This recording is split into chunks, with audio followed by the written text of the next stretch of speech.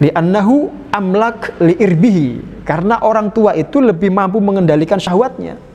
Mengingat syahwatnya juga sudah mulai menurun, maka kemudian diperbolehkan dia untuk mencium istrinya. Tapi ada dasarnya bahwa mencium istri itu diperbolehkan dengan syarat kalau seseorang yang mencium itu bisa mengendalikan nafsu dan syahwatnya, memastikan dirinya tidak terjatuh ke dalam jima atau hubungan suami istri, maka mencium istri itu diperbolehkan.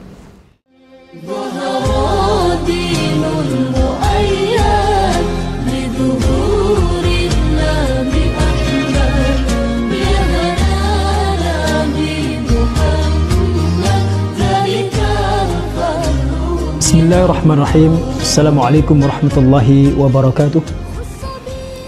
Innal hamdalillah nahmaduhu wa nasta'inuhu wa nastaghfiruh wa na'udzu billahi min shururi anfusina wa min sayyiati a'malina may yahdihillahu fala mudhillalah wa may yudlil fala hadiyalah.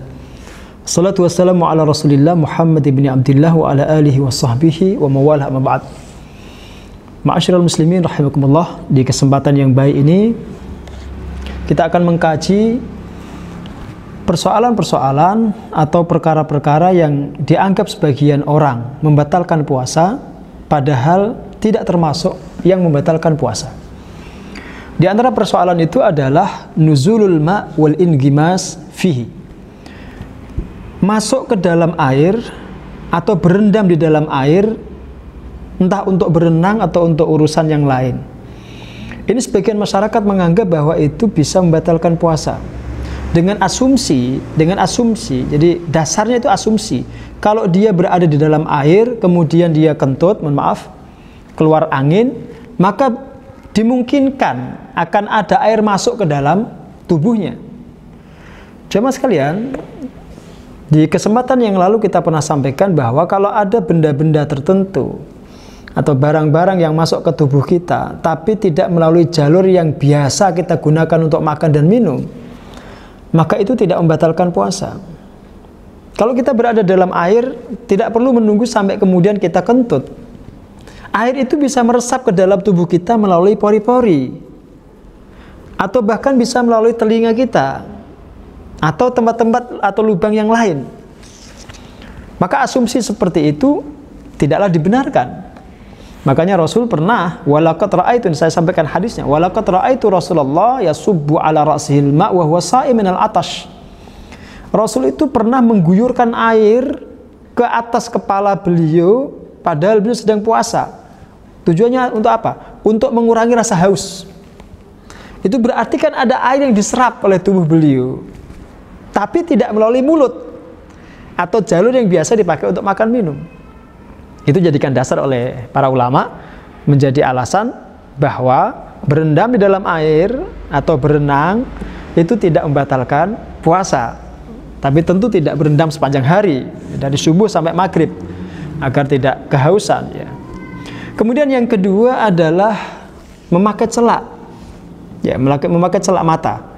Ada sebagian orang menganggap memakai celak mata itu membatalkan puasa. Tidak sama sekali. Jadi mencelak mata itu, pakai celak mata, yaitu sunnah Rasul, itu tidak termasuk membatalkan puasa. Kemudian yang ketiga adalah mencium istri atau suami, melakukan qublah, ciuman. Ada beberapa hadis memang yang kita baca ya, yang kita baca. Ada satu kali seorang pemuda itu bertanya kepada Rasulullah tentang hukum mencium istri di siang hari Ramadan. Rasul mengatakan jangan. Sementara di kesempatan yang lain Rasul pernah ditanya oleh seorang kakek-kakek, oleh orang yang sudah tua, tentang hukum yang sama, mencium istri di siang hari Ramadan. Rasul mengatakan boleh. Maka para ulama kemudian mengambil satu analisis, satu kesimpulan. Kenapa ketika Rasul ditanya anak muda itu Rasul mengatakan jangan, tapi ketika ditanya oleh seorang yang sudah tua beliau mengatakan boleh?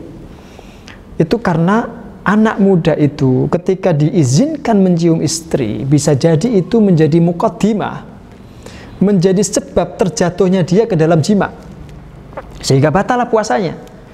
Jadi itu babnya adalah saddud dzari'ah, menutup pintu kemungkinan atau tindakan preventif agar anak muda itu tidak terjatuh ke dalam hubungan suami istri yang bisa membatalkan puasa secara hakiki. Sementara orang tua kenapa diizinkan? Li'annahu amlak li'irbihi, karena orang tua itu lebih mampu mengendalikan syahwatnya. Mengingat syahwatnya juga sudah mulai menurun, maka kemudian diperbolehkan dia untuk mencium istrinya. Tapi ada dasarnya bahwa mencium istri itu diperbolehkan dengan syarat kalau seseorang yang mencium itu bisa mengendalikan nafsu dan syahwatnya, memastikan dirinya tidak terjatuh ke dalam jima atau hubungan suami istri, maka mencium istri itu diperbolehkan. Ada satu hadis, saya bacakan hadis Umar bin Khattab. Beliau pernah mengadu kepada Rasulullah tentang masalah ini. Saya bacakan, hasyastu yauman faqabiltu wa ana sha'im.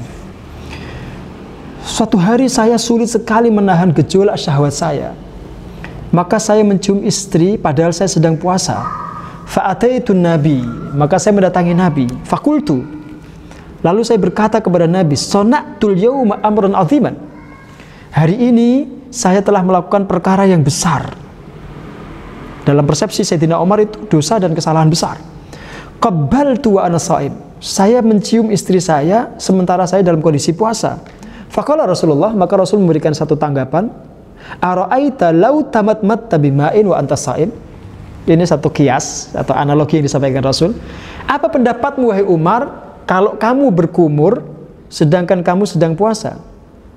Qultu la ba'sa bidzalik, kata Umar, ya, kalau orang berkumur tidak apa-apa, enggak ada hukumnya dan puasanya tetap sah. Qal fa fima, Rasul kemudian berkata, mencium istri itu ya sama dengan berkumur itu. Mencium istri itu sama dengan berkumur itu. Artinya mencium istri itu tidak membatalkan puasa, sebagaimana berkumur juga tidak membatalkan puasa. Dan itu yang menjadi dasar para ulama yang mengatakan bahwa mencium istri itu selama, dengan catatan selama bisa memastikan dia tidak terjatuh atau tidak terlalu jauh kemudian sampai melakukan hubungan suami istri, maka tidak menjadi satu persoalan yang membatalkan puasa. Kemudian yang keempat, di antara yang dianggap membatalkan puasa itu adalah al-huknah, melakukan sontek, ya, entah untuk sontek kesehatan atau sontek pengobatan. Yang disontek bagian-bagian yang memang bukan jalur yang biasa dipakai untuk makan dan minum. Dan yang disontekkan itu materinya bukan materi yang biasa mengganti asupan gizi untuk tubuh kita. Sontek obat atau sontek untuk menghilangkan penyakit, maka itu tidak membatalkan puasa.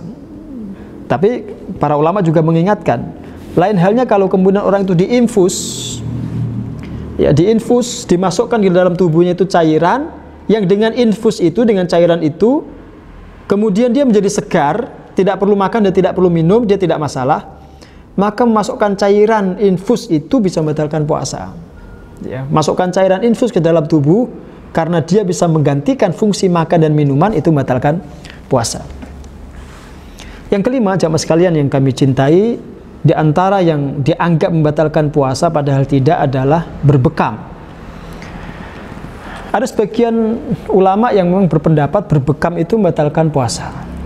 Tapi pendapat yang tepat, yang rajih, yang terkuat, berbekam itu makruh, bukan mubtil.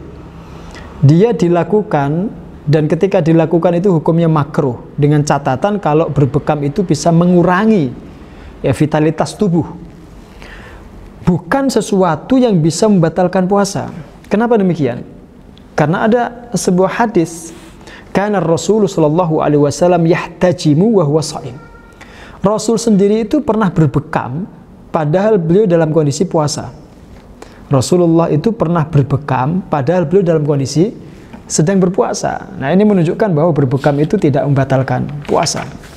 Termasuk yang tidak membatalkan puasa seperti yang tadi sudah kita sampaikan adalah al-madmadatu wal istinsyaq, berkumur dan menghirup air ke hidung.